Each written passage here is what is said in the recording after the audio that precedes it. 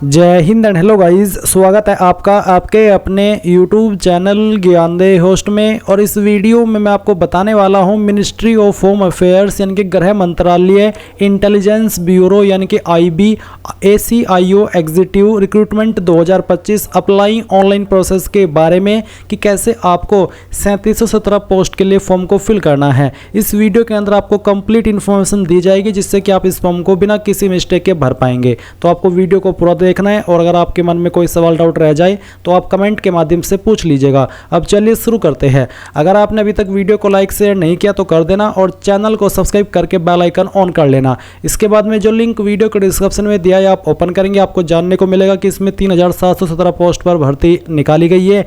Age limit आपकी 18 से 27 साल के बीच रखी गई है। फीस यहाँ पर जनरल OBC EWS से 550 और SC ST विकलांग से 450 रुपये ली जाएगी और आप लोग आपका फॉर्म 10 अगस्त 2025 तक भर सकते हैं। फिर आप यहाँ पर ये जानेंगे कि कौन सी कैटेगरी के लिए कितनी वैकेंसी है और अप्लाई करने के लिए यहाँ पर आपसे क्वालिफिकेशन जो मांगी है वो ग्रेजुएट है, यानी कि अगर आप किसी भी डिसिप्लिन में किसी भी स्ट्रीम में ग्रेजुएट है तो आप अप्लाई कर सकते हैं। एज लिमिट आपकी 10 अगस्त 2025 तक काउंट की जाएगी। इसके अलावा सिलेक्शन प्रोसेस क्या रहेगा, एग्जाम पैटर्न क्या रहेगा, उसकी पूरी इन्फॉर्मेशन आपको यहाँ पर दी गई है। अब ये सभी जानकारी चेक करने के बाद अगर आप इसमें एलिजिबल है और आपका इंटरेस्ट है अप्लाई करने का तो आप कैसे करेंगे वो जान लीजिए।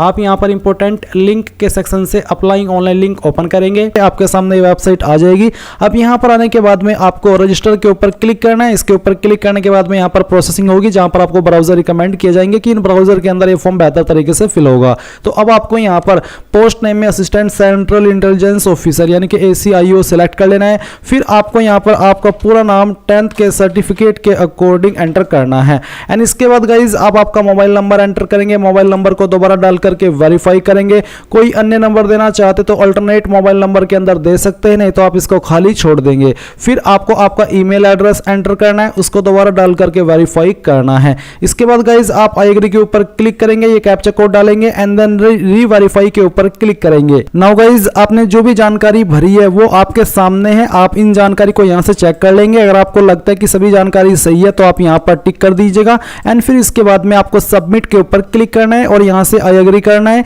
एंड इसके बाद में एक बार फिर से ओके कर देना है। ओके करने के बाद में आपका रजिस्ट्रेशन हो जाएगा। अब आप यहां से इसको क्लोज कीजिए। अब आपको गो टू एप्लीकेशन के ऊपर क्लिक करना है। फिर से आपको यहां पर प्रोसेसिंग देखने को मिलेगी जहां पर आपको ब्राउजर रिकमेंड किए जाएंगे तो आप इसको होने दीजिएगा।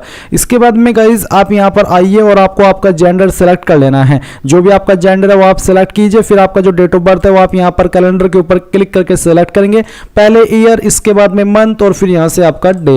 देन गाइज आता है सिटीजन ऑफ इंडिया। तो बेसिकली नेशनलिटी में आपको टिक कर रहे हैं क्योंकि आप भारत के निवासी हैं। फिर आपको रिजर्वेशन कैटेगरी में आपकी जो भी कास्ट कैटेगरी है वो आपको सेलेक्ट कर लेनी है। अगर OBC है तो OBC, SC है तो SC, जो भी है वो आप यहां पर सेलेक्ट कर लीजिएगा। ये सेलेक्ट करने के बाद में आप यहां पर पर्सनल डिटेल में अपनी जानकारी कुछ चेक करेंगे और कुछ आपको देनी है। जैसे कि फादर नाम आप यहां पर एंटर करेंगे, आपका मदर नेम आपको एंटर करना है, मैरिटल स्टेटस बताना है कि आप मैरिड है, अनमैरिड है, विडोवर है या फिर जुडिशियली सेपरेटेड है, जो भी है वो आप सेलेक्ट कर लीजिए। रिलीजन आपका क्या है वो आपको सेलेक्ट करना है। एंड इसके बाद में आता है यूनिक आइडेंटिफिकेशन मार्क। ये क्या है? तो ये है आपकी बॉडी के ऊपर एक ऐसा निशान जिससे आपकी बॉडी की पहचान होती है। अगर आपकी बॉडी के ऊपर कहीं पर भी कोई परमानेंट मार्क है जिसको आप बर्थ मार्क भी बोल सकते हैं, बर्थ मार्क, वो आप यहां पर लिख देंगे। बट अगर आपकी बॉडी के ऊपर कोई भी ऐसा परमानेंट मार्क नहीं है तो आप यहां पर नो मार्क लिख दीजिएगा क्योंकि ये फील्ड आपको करना आवश्यक है। इसके बाद में गाइज आप यहां पर आएंगे, आपको एग्जाम सेंटर की प्रेफरेंस देनी है। तो पहली आपको क्या चॉइस रखनी है स्टेट की वो आपको बताना है। फिर उसकी किस सिटी को प्रेफरेंस देना चाहते हैं वो आप सेलेक्ट करेंगे।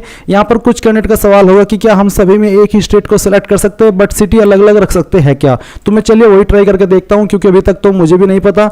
मैं यहां पर सेकंड में सेम स्टेट सेलेक्ट करता हूं, फिर इसकी अलग सिटी को प्रेफरेंस देता हूं। अगली में भी हम यहां पर सेम वे में ऐसे ही करते हैं कि जो स्टेट है उसमें UP ही सेलेक्ट करते हैं, सिटी को अलग रखते हैं। फिर फोर्थ स्टेट में आपको चॉइस देनी है। मैं यहां पर इसमें अगली चलिए उत्तराखंड देता हूं ताकि इसके ये भी मेरे पास में ही है। इसके बाद में यहाँ पर हम अगली जो सिटी है जो अगली स्टेट है वो उत्तराखंड में रखता हूँ और फिर यहाँ पर इसकी अलग सिटी को मैं प्रेफरेंस देता हूँ। ये हमने दे दी है। अब हम यहाँ पर नीचे आते हैं, एक्स सर्विसमैन डिटेल में बताइए कि क्या आप एक्स सर्विसमैन है, अगर हाँ तो यस, नहीं तो आपको नो करना है। अदर डिटेल में कुछ और सवाल पूछे जैसे कि क्या आप एक डिपेंडेंट है उन विक्टिम के जो कम्युनल रिवोट हुआ था 2002 के अंदर गुजरात में, अगर हाँ तो आपको यस करना है, नहीं तो आप नो कीजिए। अगर आप जो एंटी सिख रिवोट हुआ था 1984 के अंदर उसके डिपेंडेंट है, आश्रित है, अगर हाँ तो यस, नहीं तो आपको नो करना है। फिर इसके बाद में अगर आप एक स्पोर्ट्स पर्सन है, इस जो यहाँ पर स्पेसिफाई किया नोटिफिकेशन के अंदर, तो आप यस कीजिए, नहीं तो आपको नो करना है। इसके बाद में यहाँ पर डिपार्टमेंटल एम्प्लॉय में पूछा कि क्या आप एक गवर्नमेंट सर्वेंट है, डिपार्टमेंटल कैंडिडेट, अगर हाँ तो यस, नहीं तो आप नो करेंगे। एंड देन अब आपको सेव एंड नेक्स्ट के ऊपर क्लिक करना है। तो गाइज यहाँ पर सेव एंड नेक्स्ट हो चुका है, और इसका मतलब ये भी हो जाता है कि आप चाहे तो जो आपकी एग्जाम प्रेफरेंस है देने की, उसमें एक ही स्टेट सेलेक्ट कर सकते हैं, बट उसकी सिटी अलग अलग होनी चाहिए। तो अब आपको यहाँ पर आपका जो एड्रेस है वो एंटर करना है। तो यहाँ पर जो प्रेजेंट एड्रेस है पहले आप वो फिल करेंगे लाइन फर्स्ट 2 के अंदर। कंट्री में इंडिया सेलेक्ट कर लेंगे, स्टेट आपकी जो भी है वो स्टेट आपको सेलेक्ट कर लेनी है। फिर आपकी डिस्ट्रिक्ट कौन सी उस स्टेट के अंदर वो आपको बताना है। आपका पिन कोड क्या है वो आप यहाँ पर डाल देंगे। अगर आपका परमानेंट और कोरेस्पोंडेंस यानी कि प्रेजेंट एड्रेस सेम है तो आप यहाँ पर यस कर देंगे, नहीं तो आपको नो करना है। एंड इसके बाद सेव एंड नेक्स्ट के ऊपर क्लिक करेंगे। अब आपके सामने यहाँ पर क्वालिफिकेशन की जानकारी आती है। तो गाइज यहाँ पर क्वालिफिकेशन की जानकारी फिल करने से पहले जान लीजिए कि अगर आपकी परसेंटेज यहाँ पर 59.99 है तो वो 60% में काउंट की जाएगी। आप यहाँ पर 60% फिल कर सकते हैं। तो अब यहाँ पर सबसे पहले 10th की इंफॉर्मेशन देनी है। 10th का बोर्ड आपका क्या है, आपको यहाँ पर सबसे पहले आपका 10th का बोर्ड एंटर करना है। किस साल के अंदर आपने 10वीं पास की थी उस साल आप यहाँ पर सेलेक्ट कर लेंगे। इंस्टीट्यूट नेम यानी कि कहाँ से आपने आपकी 10वीं की है उस स्कूल कॉलेज का नाम आपको यहाँ पर एंटर करना है। तो चलिए ये एंटर करते हैं। फिर इसके बाद में यहाँ पर सब्जेक्ट कॉम्बिनेशन आपको बताना है। तो इसमें आप ऑल जनरल सब्जेक्ट लिख दीजिए, क्योंकि ये जो ऑप्शन है ये आपका मेनली एप्लीकेबल होता है 12th के ऊपर। इसके बाद में गाइज यहाँ पर आपको अब बताना है क्वालिफाइड, तो आप यहाँ पर पास सेलेक्ट कर लीजिए। फिर आपको बताना है कि किसके अंदर आपके नंबर थे, परसेंटेज या फिर सीजीपी। अगर परसेंटेज तो आपकी कितनी परसेंटेज थी वो आप यहाँ पर एंटर करेंगे। इसके बाद में आपको यहाँ पर 12वीं की इन्फॉर्मेशन देनी है। सेम वे में बताइए कि किस बोर्ड के द्वारा आपने आपकी 12वीं पास की है, किस साल के अंदर आपने पास की है वो आपको यहाँ पर बताना है। इंस्टीट्यूट नेम के अंदर आप आपके स्कूल कॉलेज का नाम लेंगे। सब्जेक्ट कॉम्बिनेशन के अंदर आपको बताना है कि आपने पीसीएम से की है, पीसीबी से की है, आर्ट से की है या फिर कॉमर्स से की है। अगर आप चाहे तो एक एक करके सभी सब्जेक्ट के नाम लिख सकते हैं, बट अगर आप एक एक करके सभी सब्जेक्ट के नाम लिखते हैं तो ये जो कैरेक्टर लिमिट है ये खत्म हो जाती है। फिर ऐसे में प्रॉब्लम आती है कि सर मेरा सब्जेक्ट पूरे नहीं यहाँ पर आ सके, अब मैं क्या करूँ। इसलिए यहाँ पर सब्जेक्ट कॉम्बिनेशन में आप अगर चाहे तो शॉर्ट में पीसीएम, पीसीबी, आर्ट, कॉमर्स लिख सकते हैं। नहीं तो जैसे कि मैंने आपको कहा पहले आप ये ट्राई कर लीजिए कि एक एक करके सभी सब्जेक्ट के नाम लिख ले जो कि आपके पास 12वीं के अंदर थे। अगर कैरेक्टर लिमिट खत्म नहीं होती है, सभी सब्जेक्ट के नाम आ जाते हैं तो फिर अच्छी बात है। अगर नहीं आते तो फिर आप पीसीएम, पीसीबी, आर्ट्स, कॉमर्स इस वाले जो तरीका है उसका इस्तेमाल कीजिएगा। इसके बाद गाइज यहाँ पर आपको बताना है आपका स्टेटस पास या फिर फेल। एंड फिर यहाँ पर किसके अंदर आपके नंबर है वो बताइए। एंड आपकी जो परसेंटेज है वो कितनी थी वो आप यहाँ पर डाल देंगे। फिर आती है एसेंशियल क्वालिफिकेशन। तो यहाँ पर एसेंशियल क्वालिफिकेशन नेम के अंदर आप ये ग्रेजुएशन सेलेक्ट कर लेंगे। फिर स्पेशलाइजेशन, आपकी स्पेशलाइजेशन क्या थी। अगर आपका कोई कोर्स है जैसे कि बीए, बीएससी, बीकॉम वो आप यहाँ पर लिख दीजिए। या फिर अगर आपका कोई जैसे कि बीएससी, बीकॉम है तो फिर उसका स्पेशलाइजेशन क्या है वो आप यहाँ पर डाल सकते हैं। तो दोनों में से कोई चीज़ भी आप दे सकते हैं।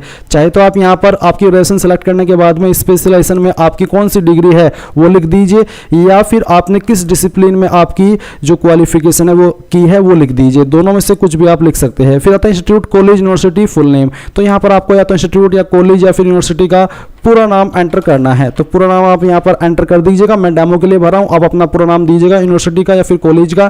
फिर आपको यहाँ पर इंस्टीट्यूट, कॉलेज, यूनिवर्सिटी, सिटी तो कहाँ पर वो स्थित है वो आपको यहाँ पर एंटर करना है।